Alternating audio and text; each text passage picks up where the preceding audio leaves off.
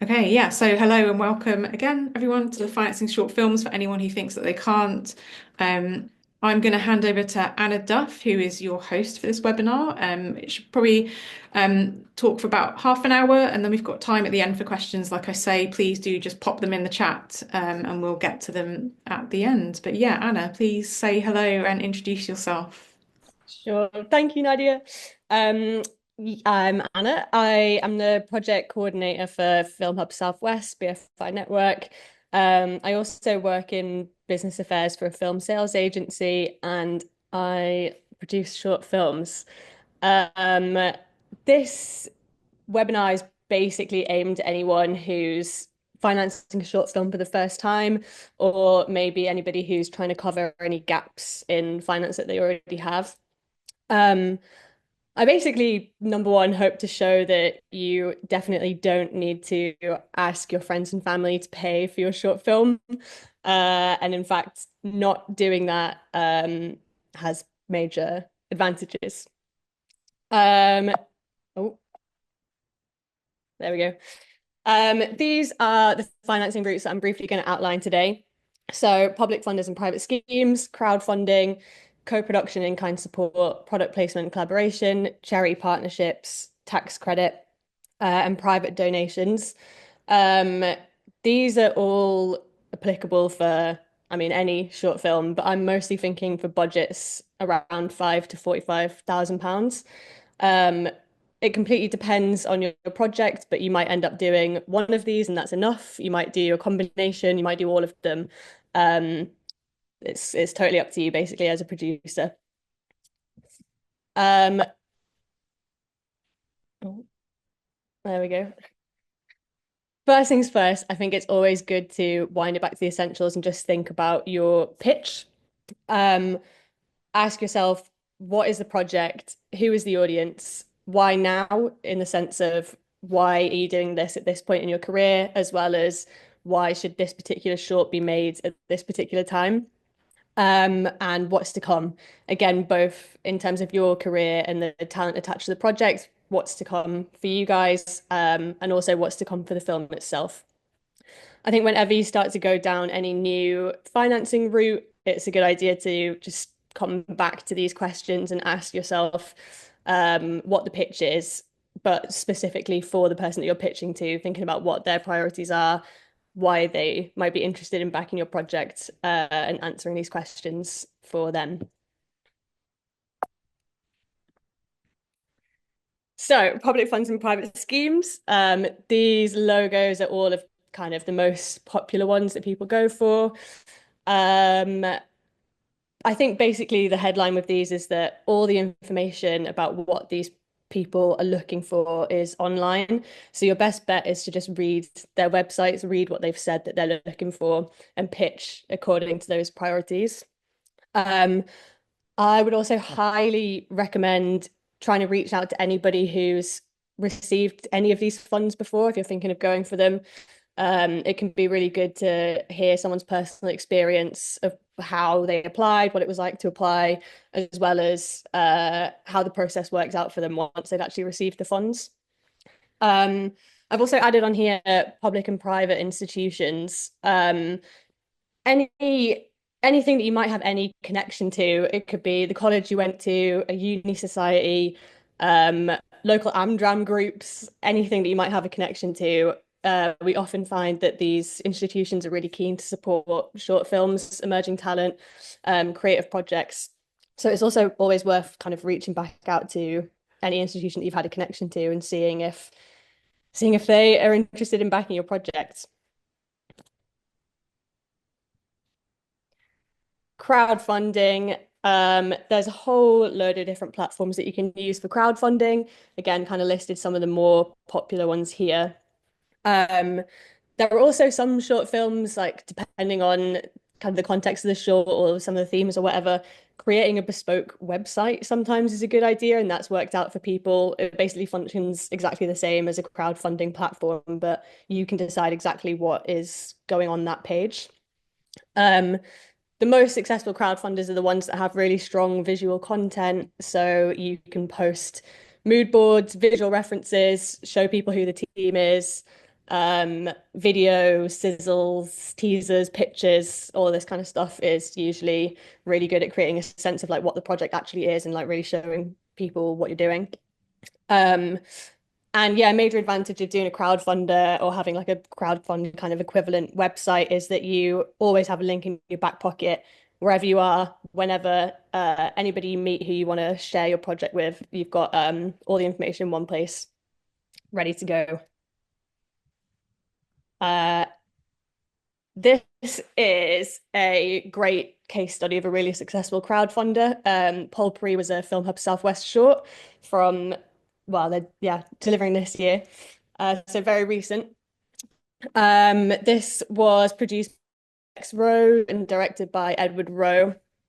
And they put up a page on Crowdfunder UK. It's actually still there. You can go and have a look at it. Edward recorded a really snappy video pitch in the setting of where the film was going to be in Roach. He offered tiered rewards for donations. So, for example, if you donated a certain amount of money, in exchange, Edward would give you a Cornish lesson, for example. He also secured a feature on BBC Spotlight, which was regional news for Cornwall, and that directly promoted the crowdfunder. And it was such a good connection because it was literally reaching the exact target audience for the short film, reaching local people with a connection to the story and the project. I asked Edward how he went about securing that, and he said, literally just reach out to a local journalist. They are looking for this kind of content, and it's a really good match for the kind of spots that they want to feature.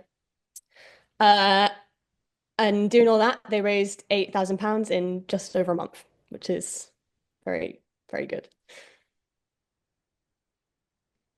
Moving on to co-production. Um, this is a great way to finance short films. I think producers, when they think about doing a co-production, underestimate what they have to offer. So I've just kind of put a little list down on this side of what you can offer as a producer, especially commercial production companies. They're often looking for opportunities to expand their narrative slate. And kind of getting their stamp or supporting a short film is a really good way of doing that for them. It's an opportunity for them to support emerging talent. They can get their brand and their company a bit of a festival presence. And as a producer, you can also offer them credits, which people are often very keen for. These are kind of some of the more popular ones that people want to have. So, in association with, supported by such and such by such and such co-production, and end card logos as well, often quite popular. Um, in exchange for that, they can offer you finance, or the equivalent in-kind support. These production companies often have amazing resources at their fingertips, like kit, post-production facilities, could be literally anything that they have easily accessible that they can support you with, and then that is a cost that you don't have to finance yourself. So great for your budget.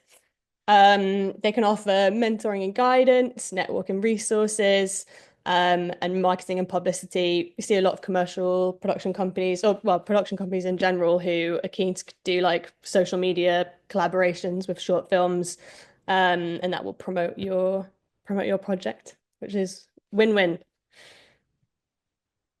Um, Product placement and collaborations. Just kind of splitting out the difference between those two things. A product placement is more like literally in the short film, there's a product that you see on screen or that is like weaved into the story of the short film. Whereas a collaboration, Film Hub Southwest have had a good example recently where a short film did a collaboration with WeTransfer, and they were interested in supporting the short as a way of kind of promoting like file sharing, which is something you're going to be doing a lot of when you come into post-production on a short film. Um, the kind of companies that are interested in these deals are usually non-media companies, kind of in this cultural climate. We all know how important social media is and content creation. So it's companies who don't necessarily have the facilities to film a load of content. So they kind of outsource that to you, and that's what the exchange is. Um, there's also like yeah, there's a whole range of companies that you can do this with. In experience, smaller companies like their priorities normally publicity, local publicity. And then larger companies are keen on getting social media assets. So that's kind of a good thing to have in the back of your mind when you're thinking about which kinds of companies you want to approach. Um, Here I have a case study. This is from my most recent short film that I produced called Lawn Dreams. As the name suggests, we were basically really keen to collaborate with any kind of laundry product company. So yeah, this kind of just runs through the details of exactly like how we went about it. I basically sent emails to PR teams. I used website contact forms. My kind of opening gambit whenever I contacted a company was to include introduction of who I was, who the talent on the film was, logline, packaging. Yeah, that's kind of who the cast or director, whoever's attached. Um, Pitch, kind of those questions from the beginning. I might have suggested assets, like sort of had a guess at the kind of assets I thought they might be interested in having, and a rough timeline for the project. I would usually send, if it was on an email, I would send a deck and a finance plan. And then I would hold back the script and the budget and kind of say if they came back to me, like I would follow up with those details, talk about it more. I thought it was good to ask for phone calls. It's nice to like to have more of a personal connection with people, sort of get the ball rolling. And then from doing that, subsidiary of P&G came back to me 1 month later, and that was literally from using a website contact form. So um, go for it because it does actually work.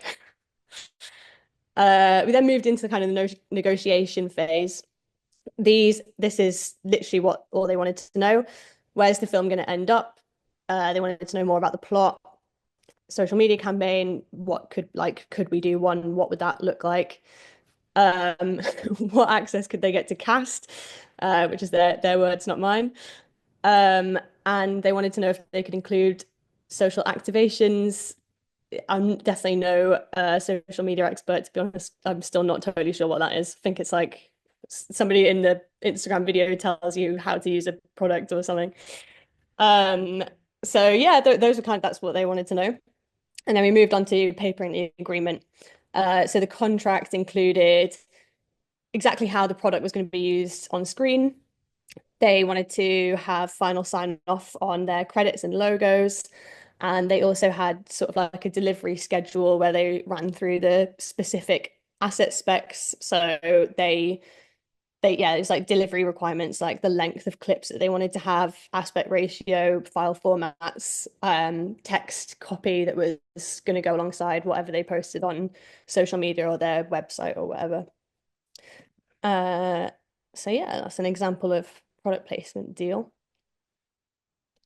Moving on to charity partnerships. There is a whole range of different ways that this can play out. It just completely depends on, again, the context of your film, the themes, what kind of collaboration you're interested in having. I've just included an example here that I think is, yeah, like a really brilliant example. BFI nominated this year was a short film called Delivery, directed by Ben Lancaster and produced by Boffany Lund. They're a husband-wife director-producer duo. Before they made Delivery, they made Who's Counting. It's a short film that was inspired by their own experiences with miscarriage. Um, they pitched the project to Tommy's, which is the largest UK pregnancy and baby loss charity. Tommy's then came on board as partners, and it was in their interest because they wanted to weave the short film into the campaign that they were going to be running that year. And it's a brilliant success story on Who's Counting. That first short film. They met real life midwife Rosie Chappell, and she ended up being the focus and the lead actor of their BFI nominated short for this year. So that's just a fantastic case study. And if you get a chance to watch Delivery, I highly recommend that you do. It's a really powerful short film. Next, I'm going to talk about the the elusive UK tax credit. This is kind of a different kettle of fish. I think people are put off by it because it looks super complicated. And the sort of overall, it is quite complicated, but if you break it down, take it step by step, it's not too bad. You can apply for it at two stages. It's kind of further on from most of these other financing routes, I guess. So you'd probably either apply for it uh, before the film is finished, or else when the film is finished, as in ready to be viewed by an audience. It's fundamentally broken into two steps. The first one is that you request a certificate of origin from the BFI. Um, to do that, you'll do a cultural test. The cultural test is literally a website, like you fill in answers to questions like, is the film set in the UK or a European Economic Area? Um, Fill in all those answers, come to the bottom and you submit. They've got like a list of documents they require. The most sort of complicated one, I guess, is submitting an accountant's report by an eligible auditor. Um, you can go about that any way you like. It's similarly not as complicated as I think people think it might be. Chain of title, shooting script, tick that all off. Then the second step is to prepare your accounts for HMRC. HMRC have this thing called a stencil. It's called the Audiovisual Expenditure Credit Stencil, which is actually just a spreadsheet that you fill in all of your short film spend, and you kind of do it in their template so they can decide what of that was eligible for the tax relief. Um, so seems complicated. Break it down, do it slowly. You've got all the time to sort of work through it. Can be massively advantageous. It kind of amounts to 34% of your qualifying expenditure, which can be pretty sizable. Yeah, finally, I'm going to talk about private donation. I think this is probably the financing route for short films that has a lot of misconceptions about it, maybe. Um, I think, yeah, I think that kind of speaking to my own experience, whenever I've received a private donation, I've never had any personal ties to the individual. They don't know who I am. They don't know anything about my background. I don't know them. Um, and I kind of just want to make the point to say that don't don't let imposter syndrome get the better of you. Anyone is qualified to like try and connect with someone who you think might have a legitimate interest in your project. And you can kind of build your own professional network no matter who you are. Just I know that a lot of people have a lot of kind of hesitations about going down this route. But I think it's most important is just to think about it as like there are people out there who want to support this kind of project, and the task is finding them and connecting with the right people. Um, how do you do that? Well, you can do it online or in person. Online, read the credits, watch short films, if it's a short film that's a similar theme, genre, setting to yours, and you can see who supported that previously, you can try reaching out to those people directly or reach out to the producer of that short film. Just try and yeah, reach out to people, contact people who might have some kind of connection, who might be interested. Um, Read company websites and bios. There are so many people out there who pursued a career that isn't in the arts who sort of hold a candle to it and want to support emerging talent. And very often, those people put themselves out there, like on a website, a company website, or a bio or something, and they say the kind of arts that they're interested in supporting, which is basically them sort of like yeah, putting themselves out and wanting people to come back to them. So that can be a great way to connect with people. Uh, Actors, you may well have seen that there's so many actors at the minute producing and exec producing feature films, short films. Um, you can kind of narrow your search pool, think about actors who, again, have a connection to something about your short film, um, find out who their agents are, take it from there. And finally, an advantage of doing these kind of processes online is that you've got the whole world at your fingertips. Um, in particular, there's a lot of success stories. There are there are loads of people in the US who want to support UK talent and UK projects. So yes, you can think international, go online. And then in person, not necessarily for everyone, but I do think it's worth just always keeping your project in the back of your mind as you go about your life. You really never know when you're going to stumble across somebody who'd be interested in backing your project, or someone who themselves might know someone, or whatever it might be. Um, the director of one of the recent shorts that I produced works in a gift shop, and she had a customer come in, got chatting to her. That turned out to be a really prolific costume designer in the feature film world, and then it all just got taken from there. Um, and of course, industry events. There aren't necessarily donors themselves who are hanging out at industry events, but it's just the more connections you make, the more you expand your network, talk about your project, put your project out there, the more likely you are for things to come back. I think people are often a bit confused. Well, not confused. People just don't know what to say, like how to approach someone, and kind of get the ball rolling for this kind of financing route. So I've sort of broken down what I have done in the past that's worked. I always offer a return. So there's like very different reasons why an individual might want to support a short film. Here are a couple of examples. Some people, they're more interested in the producing side of things. They might want to have mandates over how the budget is spent. For others, it's about script, creative input. Maybe they want to do script editing. They want to work on the script with the writer director.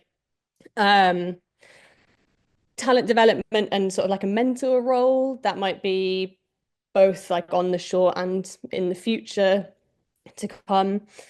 Um, and finally, this is honestly like the least.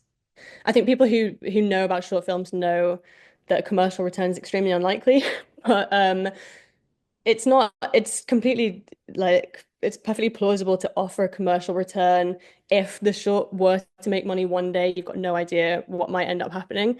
Or you can also kind of draft conditions of fundings that say if this short ends up being a stepping stone to a future long form project, then we'll come back and assess like a possible recoupment position or something. So if people are looking for a commercial return, don't just write it off and think, oh, my short's never going to make a penny. There are kind of like ways that you can, yeah, get creative with it. Um, Prove your commitment. Yeah, I think if people are forking out a load of cash to help you, it's nice to show them that you're not just going to kind of take the money and disappear. So for reassurance, I always offer to draft just like a really simple investment agreement or conditions of funding. If they want it, some people do, some people don't. Basically, just kind of outlining in writing what the exchange is, if there is an exchange. Um, Often, uh, people who want to make donation might make it really clear that they want to support the project, but it just feels a little bit too risky at the minute, or they're just not quite sure about it right now.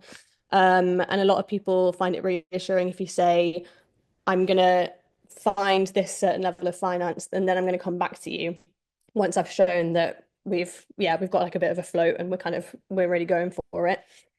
So that can be a nice reassurance to offer. And then finally, yeah, send updates. It's nice to like send materials when you have them. Like some people are interested in seeing how the budget develops, script develops, photos, um, any updates along the way, like photos from the shoot is a really nice thing to share. Um, and yeah, I think people are usually pretty keen to see that kind of stuff. And finally, I've just got a little section here on etiquette. Yeah, assess the context. Just think about who you are pitching to and what you're pitching. Just be sensitive to kind of what you think that person is interested in. As I said in the beginning, sort of like answering those essential pitch questions, like why is this pertinent to this particular person? And keep your focus on the answers to those questions.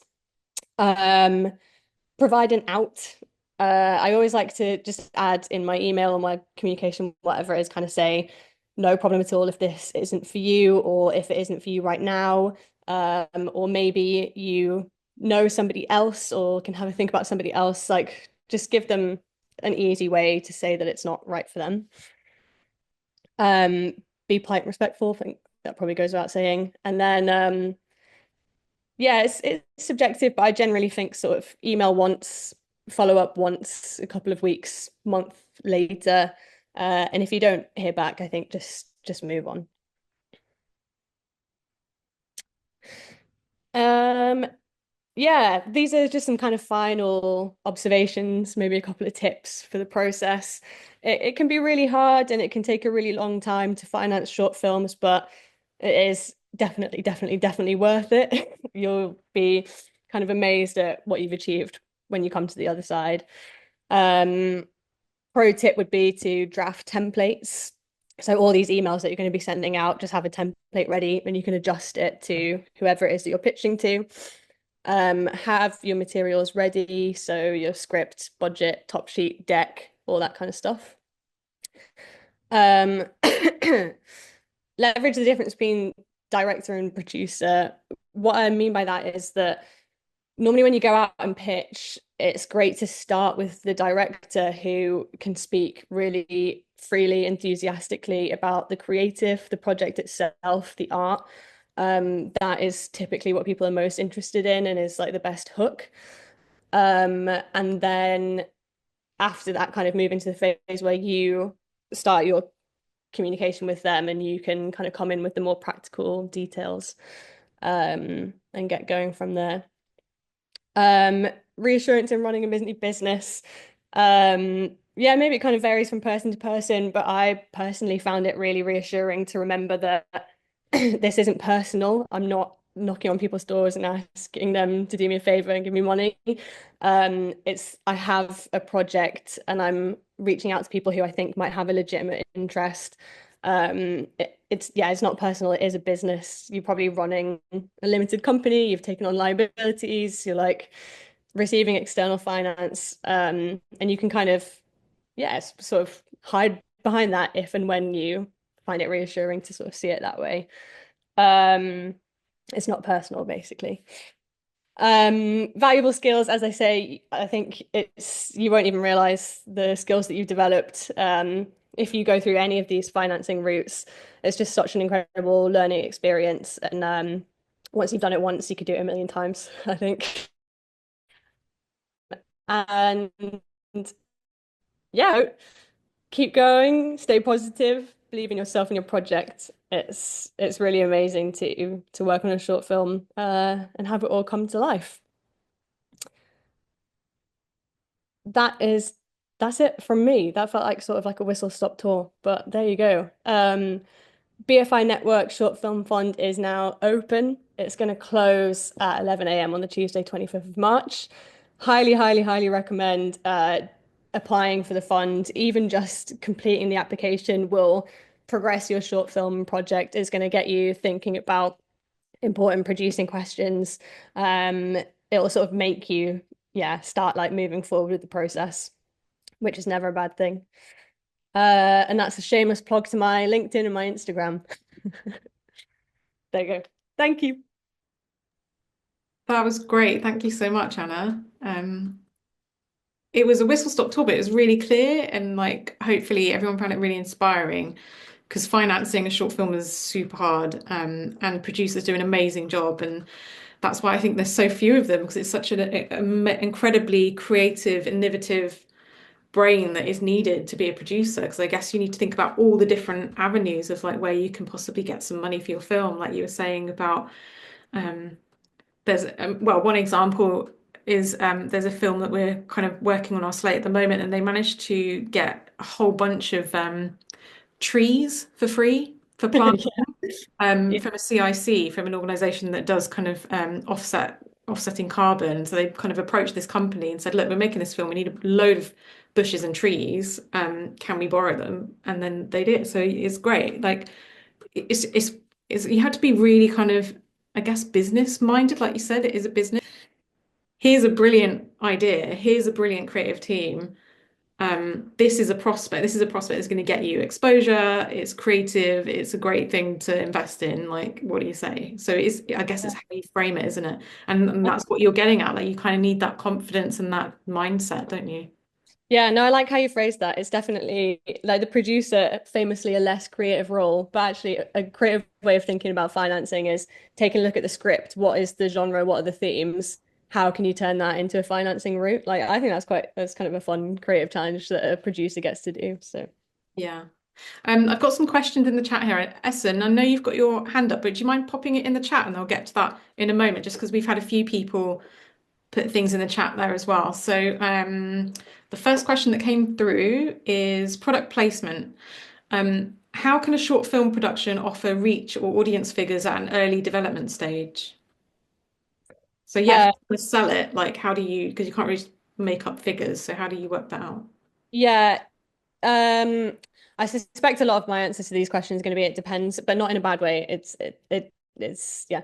Um, if you are talent or you have talent attached to the product project who have a following, say that, use that. That's never going to be a bad thing for them to hear.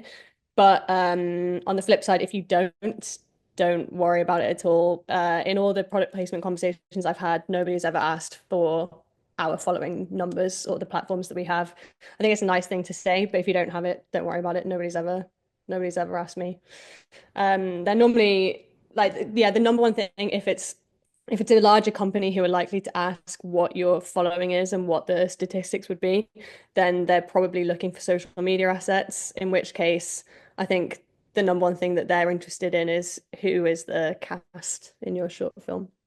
I was just about to say, if you've got someone who's kind of a well-known, and actually we've had a few short films, like the one on our slate at the moment. It's got Alice Lowe in the lead role, Ed Rowe, who actually made Paul Pre as an actor. He's been in a few of our films. Yeah, we've had like some great people in our films, and it's like Anna was saying that actors can also have production companies and be involved possibly in that way as an investor, but also, they might want to be in your film.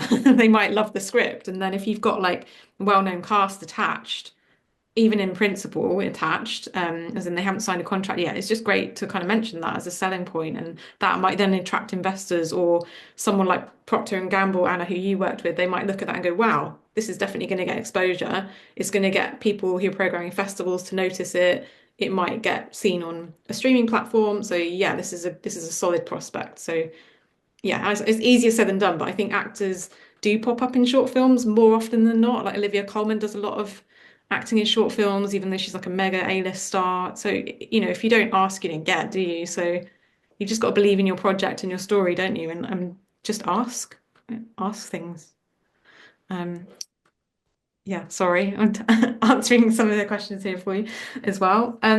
Someone's asking, are there templates out there that can be used for agreements?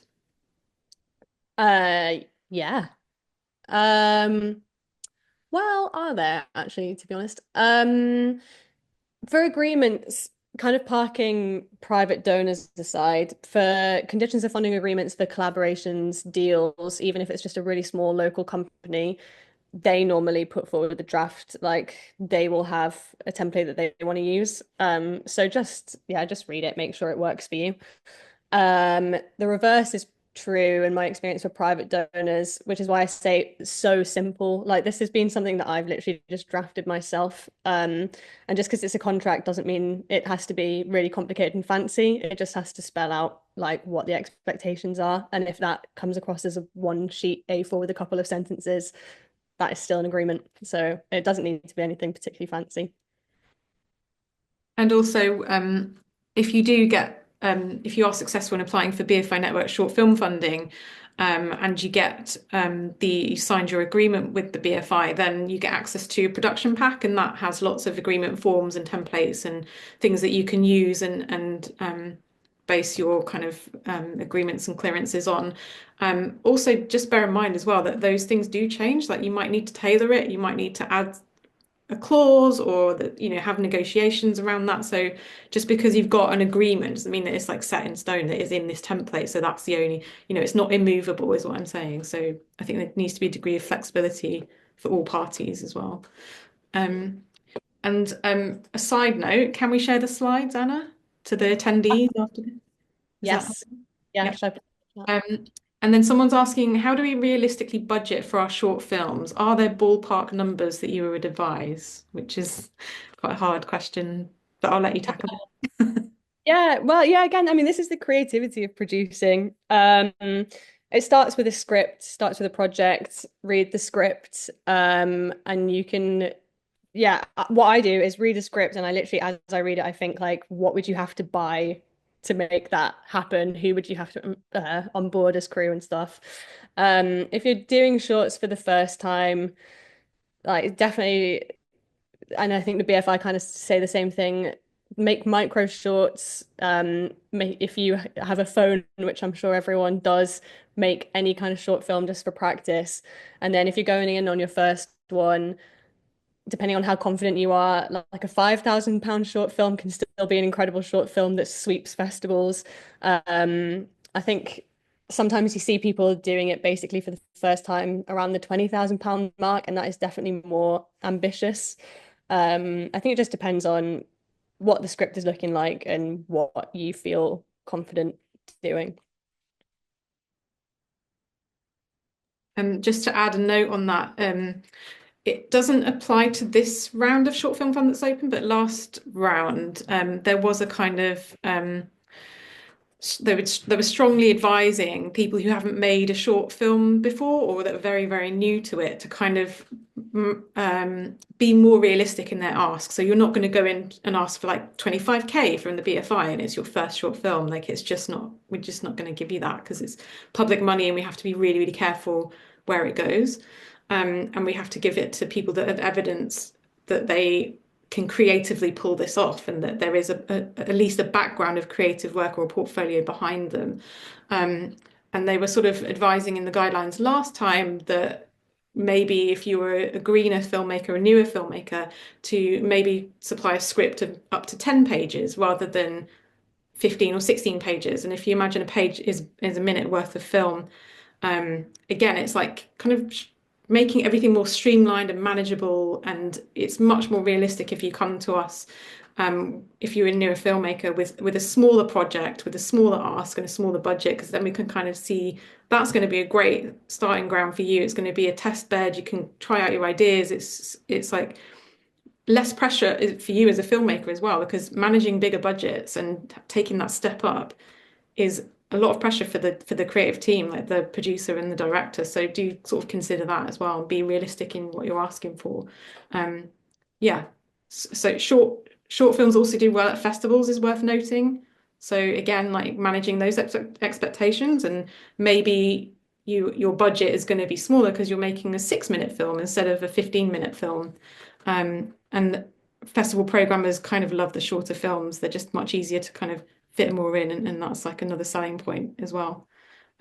Yeah, I don't know if that helps. Another question is if you're applying for the film fund and approaching over grants, partners, and collaborators to support, don't quite understand that. Would you need the finance secured beforehand, or can we say we are approaching them? Okay, so I think so. So If you're which way? approaching other financiers, I guess, can you tell the person that you're applying to possibly be for a film fund or whoever that you're doing that? Oh, okay. Well, for BFI specifically, yeah, BFI has a requirement where, oh God, should have read this before I came in, but the I can ping 40%. it, don't worry. Yeah, it's in the guidelines. It's in the guidelines what their requirements are. But if you any finance you can get is definitely a good thing. When you're financing a short film, it's kind of like building blocks. Like if you find one source of financing first that has a set of conditions and you agree to that, then you just need to make sure that everything that comes after that meets those initial requirements, if that makes sense. So it's kind of going chronologically. So even for example, if you secured some financing that had a certain set of conditions, you just need to check the BFI network requirements, for example, and either make sure that fits or else try and ask your original funder to amend so that you that become eligible for network, for example. So there's no strict order to things. It's kind of just on you and the liabilities that you take on to make sure that each of those building blocks kind of fits together as you go. Thank you. And there's with the BFI Network Short Film Fund, there is different. I think basically the BFI network has to be the kind of majority funder. So yeah, different stages of that. I can put that in the chat in a sec. So I've got the kind of breakdown, but it's also on the guidelines page if you are interested in applying for the short film fund. Um, what qualifications would an international production need to meet in order to be considered for the Short Film Fund? I'm working on a project that would be shot entirely in Turkey and was planning to apply. I think I've answered that in the chat by basically saying, please refer to the guidelines. There are conditions that it needs to be certified as a kind of UK production. So there needs to be majority sort of filmed in the UK with, the I think the main creative team, certainly the writer director needs to be based in the UK. So there are considerations around that, but I would suggest reading through the guidelines fully before applying. Can cast and crew be paid minimum wage, or do they have to be paid union minimums? Um, I'll just add a note on that for the BFI Network Short Film Fund, we insist that the producer, the director, and the writer get paid, and also all the cast and crew, obviously, and it's at least London living wage, and just check that you've got the right amount because that does tend to go up every year. And then I guess for actors, you can look at the union rates as well. Some people, Anna, do you want to talk about buyouts as well and things like that? Yeah, the BFI network baseline, as Nadia says, is London living wage as a minimum. And then anything that you want to do for whatever contextual reason beyond that is completely up to you. Yeah. A buyout, I mean, yeah, a buyout is just basically rather than having a fee broken down by hours or days, it's just it's sort of like a coverall fee. And for BFI network specifically, as long as you can kind of demonstrate that that buyout doesn't end up being less than London living wage, then yeah, that's also an option up to you. And also, we noticed coming through the short film fund that a lot of teams get deals with post-production houses. So, Anna, do you want to talk about that maybe a little bit and think about saving money on your budget by having and what the Yeah, implications are as well? Because obviously, then you kind of have to fit your schedules around there might be a junior editor or something like that, but then you kind of have to fit around them. So there are concessions, but can you maybe touch on that if you've maybe done it yourself? yeah, absolutely. Post-production houses. I kind of spoke previously about production companies, but more specific and often more successful collaborations is with post-production houses who will give you in-kind support. So, for example, they might cover anything from an editor and a sound designer all the way up to every single part of post-production, in exchange for whatever it is that you can kind of cut them as a deal. So as I say, like with commercial production companies, often post-production companies, these houses do a lot of work in the commercial music video space. And collaborating on a short film is a great way for them to expand their narrative footprint, which a lot of people are keen to do. Uh, yeah, I think I'm just rambling, but yeah, in-kind support in post-production is a very very common thing, and it's a very good deal that you can get. And also thinking about approaching academic institutions and getting support that way as well. They might, in the past for our projects, they've supplied kit, they've supplied crew in the sense that they're like trainees. They've also supplied work experience kind of placements. And they need to provide a letter to kind of justify that placement as part of their learning and their course. But all of those things go towards making your budget like amazing and helping you basically finance your film. Um, so yeah, I guess what the summary of this, Anna, is that don't be afraid to ask and just be bold and confident and don't doubt yourself or your project. Is that fair to say? Yeah, yeah, definitely. Yeah, Ending on a high. that's the short film manifesto. Yeah, go for it. Why not? There are people out there who want to support you, so it's just about finding them. Yeah, amazing. Find some rich friends. Marry well. But yeah, thank you so much for your time, Anna. Thank you everyone for attending and allowing us to record this. We'll make the recording live fairly soon. And if you're thinking of applying to the Short Film Fund, Do get your applications in before 11 a.m. on the 25th of March. And we've got a couple of drop-in Q&As around the Short Film Fund as well. So do check out our BFI Network Southwest website and sign up to our socials and newsletter for more info. But yeah, thank you very much and enjoy the rest of your evening. Thank you.